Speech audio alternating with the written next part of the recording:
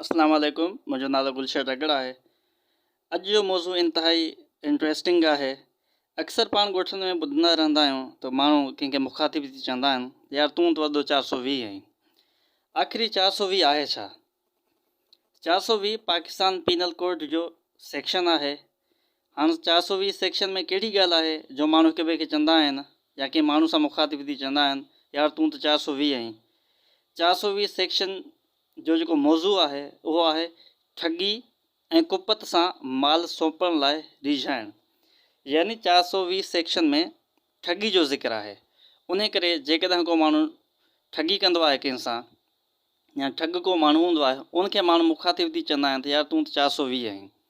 सो ईअं सम्झो त 420 पाण वटि मुहावरे तौरु इस्तेमालु थींदो आहे। हाणे ॾिसूं त 420 में कहिड़ियूं कहिड़ियुनि ॻाल्हियुनि जो ज़िक्र आहे। जेको बि ठगी करे ऐं उन वसीले धोखे में आयल शख़्स खे कुपत सां हिरखाए त हू का मिल्कियत कंहिं शख़्स खे ॾिए या कंहिं मुलाहिती मिल्कियत जे थोरे या पूरे भाङे जे कंहिं शइ खे जेका सही या मुहरबंद थियल हुजे ऐं जेका मुलाहिते माल में बदिलजण जी हैसियत रखंदी हुजे ठाहे या बदिलाए या ज़ाया करे तंहिंखे ॿिन्ही क़िस्मनि मां कंहिं क़िस्म जी क़ैद जी सज़ा ॾिनी वेंदी जंहिंजो अरिसो 7 सालनि ताईं थी सघे थो ऐं हू दंड जी सज़ा जो बि हक़दारु थींदो।